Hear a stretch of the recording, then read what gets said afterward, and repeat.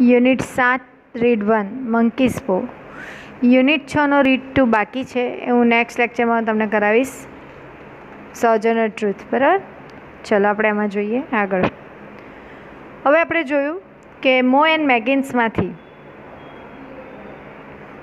મેગિન્સમાંથી mister વ્હાઇટના દીકરાના જે કંપનીમાં કામ કરતો હોય ત્યાંથી એક વ્યક્તિ આવે છે અને કહે છે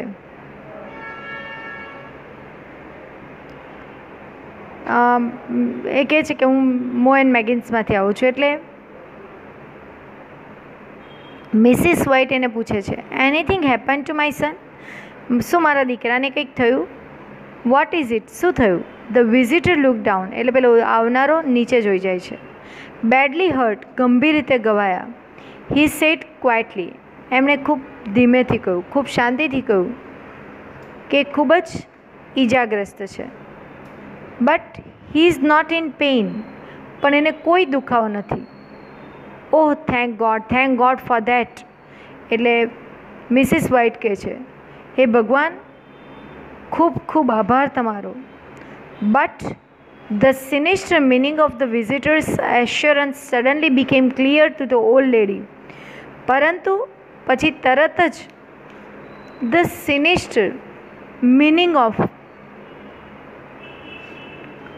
સિનિસ્ટર એટલે અશુભ, હાનિકારક મિનિંગ જે વિઝિટરના ખાતરીનો બીકેમ ક્લિયર, એને સ્પષ્ટ થાય છે. મતલબ વિઝિટરે શું કહ્યું કે એને કોઈ જ હવે દુખાવો નથી. ખ્યાલ આવે છે અહીંયા? એને કોઈ જ દુખાવો નથી એવું વિઝિટરે કહ્યું.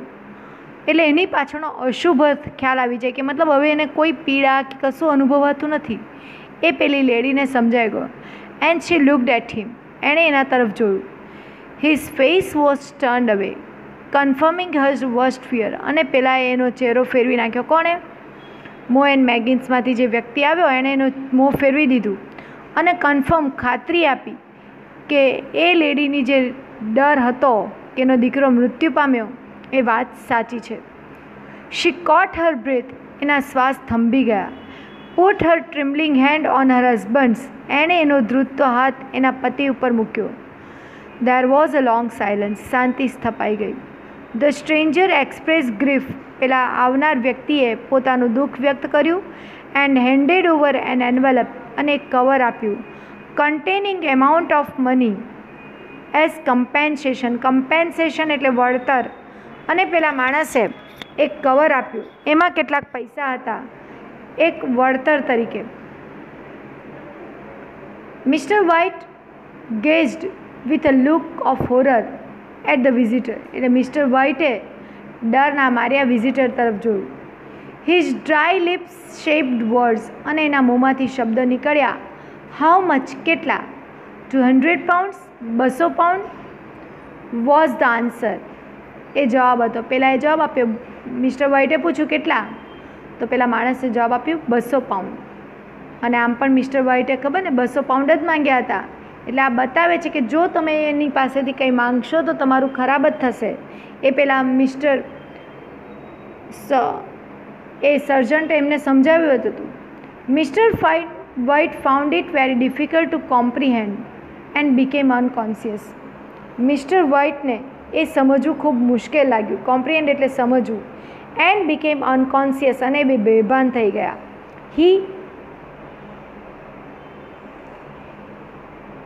હી was filled with sorrow at the turn of events, અને આ પ્રસંગ જોઈને એ ખૂબ જ દુઃખી થઈ ગયા. હિઝ વિશ વોઝ ગ્રાન્ટેડ, એમની ઈચ્છા તો પૂરી થઈ 200 poundની, at the cost of his son's life, પણ કેવી રીતે? એના દીકરાના જીવન લઈને. After a few days pass, થોડા દિવસો પસાર થયા. Mrs White had demanded the monkey's paw, Mrs વ્હાઇટે પેલો વાંદરાનો પંજો માંગ્યો. As she wanted to make a wish, કારણ એણે ઈચ્છા કરવી હતી. And head Har son back, એને એનો દીકરો પાછો જોઈતો હતો. I want it, she said, મને જોઈએ છે. વાય, એટલે મિસ્ટર વ્હાઇટે પૂછ્યું શા માટે?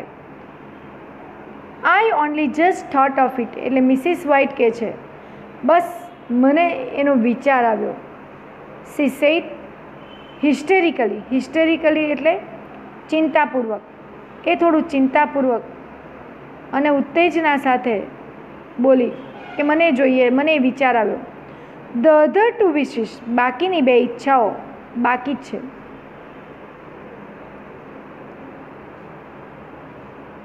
Y I didn't think of it before, મને શા માટે એનો વિચાર નહીં આવ્યો. સી રિપ્લાઇડ, તે બોલી રેપિડલી એટલે ઝડપથી એ બોલી કે મને પહેલાં વિચાર કેમ ના આવ્યો, આપણે તો એક જ ઈચ્છા માંગેલી, એ જ પૂરી થઈ, હજી તો બે ઈચ્છા બાકી છે. વોટ વિશ હી આસ્ક, એટલે મિસ્ટર વ્હાઇટે કહ્યું કઈ ઈચ્છા. વિશ અવર બોય અલાઇવ અગેન, હું ઈચ્છું છું કે આપણો દીકરો પાછો જીવંત થાય. બ્રિંગ હિમ બેક, એને પાછો લઈ આવો.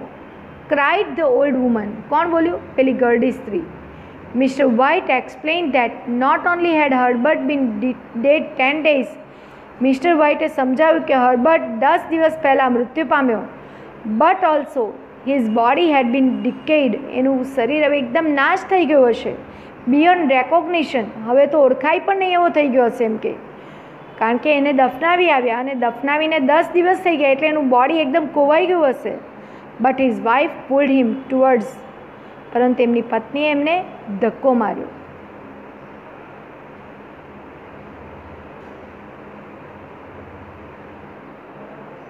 ધ ડોર, દરવાજા તરફ. બ્રિંગ હિમ બેક, અને કહ્યું જાઓ લઈ આવો. Do you think I am frightened of my own son, frightened એટલે ગભરાવું. તમને શું લાગે છે મારો મરેલો દીકરો જીવંત થઈને પાછો આવશે તો મને ડર લાગશે. Mr White took out the monkey's પો, મિસ્ટર વ્હાઇટે પેલો પંજો કાઢ્યો. રેઝ હિઝ હેન્ડ, હાથ ઉચક્યા. આઈ વિશ માય સન અલાઇવ અગેન, અને કહ્યું હું ઈચ્છું છું કે મારો દીકરો પાછો આવે. ધ પો ફેલ ઓન ધ ફ્લોર, પેલો પંજો જમીન ઉપર પડ્યો. After a few moments a knock was heard at the floor, અને થોડી વાર પછી દરવાજા પર ટકોરા સંભળાયા. Knock was heard at the floor, floor નહીં પણ અહીંયા ડોર, અને દરવાજા ઉપર ટકોરા સંભળાયા. હુ કુડ ધેટ બી, કોણ હોઈ શકે. Inquired Mr White. That must be my son, replied the old lady, એટલે પેલી ગરડી છે કોઈ મારો દીકરો જ હશે. And ran towards the door, અને દરવાજા તરફ દોડી. Don't let it in for God sake, cried Mr White shivering in fear. હવે મિસ્ટર વ્હાઇટ ડરવા લાગ્યા, એટલે ધ્રુજતા ડરના માર્યા કહ્યું કે મહેરબાની કરી તું એને અંદર લાવીશ નહીં, કારણ કે જીવતો નહોતો, મરેલો છે અને તે આવ્યો. You are afraid of your own son, એટલે મિસિસ વ્હાઇટ કહે છે તમને તમારા દીકરાનો ડર લાગે છે. લેટ મી ગો, મને જવા દો. I am coming Herbert, I am coming, અને હું આવું છું એવું કહીને મિસિસ વ્હાઇટ દરવાજા તરફ દોડ્યા આગળ. Mr White search frantically for the monkey's paw, frantically એટલે પાગલની જેમ એમણે વાંદરાનો પંજો શોધ્યો. Fearful of what was likely to happen, અને એમને ડર હતો કે હવે શું થશે. As he heard the chain rattle back, એમણે સાંભળ્યું કે પેલી સાંકળ પાછી ખકડી. The bottom bolt drawn slowly, અને પેલા ખાંચામાંથી ધીમેથી પેલો આગળો નીકળે, એની જાતે જ ખુલી ગયો જે આગળો માર્યો હતો. સ્ટીફલી ફ્રોમ ધ સોકેટ, સોકેટ એટલે જ્યાં આગળો મારેલો હતો એ આગળો એની જાતે જ ખસીને નીકળી ગયો.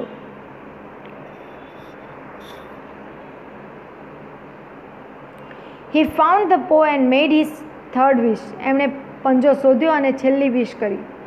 The sound of knocking stop, જેવી એમણે છેલ્લી વિશ કરી, શું કરી હશે, દીકરાના પાછા જવાની, એટલે તરત જ અવાજ બંધ થઈ ગયો.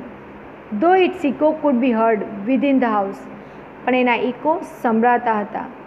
Suddenly there were sound of cracks, કંઈક તૂટવાનો અવાજ આવ્યો. એન્ડ થંડર, વીજળી. ધ હાઉસ સ્ટાર્ટેડ કોલેપ્સિંગ, અને પેલું ઘર હવે પડવા માંડ્યું. The roof, walls and staircase started falling down, બધું જ તૂટવા માંડ્યું. દિવાલો, છત, પગથિયા. They rush towards the ground, તેઓ દરવાજા જમીન બહારની તરફ દોડ્યા. એન્ડ સાઇડ ઇન ડિસઅપોઇન્ટમેન્ટ, નિસાસો નાખ્યો નિરાશ થઈને. And then ran towards the main gate of the villa, અને ઘરના વિલાના મુખ્ય દરવાજા તરફ દોડ્યા. Outside the street lamp was spreading its light, બહાર કશું જ નહોતું, વીજળી નહોતી, કશું જ નહોતું, પણ એ ઘર પર જ આફત આવી. કારણ 200 પાઉન્ડ માંગ્યા એટલે દીકરો મરી ગયો. દીકરાને બોલાવ્યો તો એ જાણતા હતા કે ડર જ છે, એટલે એમણે દીકરાને પાછો મોકલ્યો તો એમનું ઘર નાશ પામ્યું. પણ બહાર તો બધું શાંત હતું, ખાલી રસ્તો હતો. The spell of the monkey's પો હેડ વર્ક. ખરેખર વાંદરાના પંજા ઉપર લખેલા મંત્ર એનું કામ કર્યું. ફ્રેન્ડ્સ, અહીંયા આ યુનિટ પૂરો થાય છે. આગળનો જે યુનિટ છે યુનિટ 6નો રીડ 2 હું નેક્સ્ટ લેક્ચરમાં સમજાવીશ.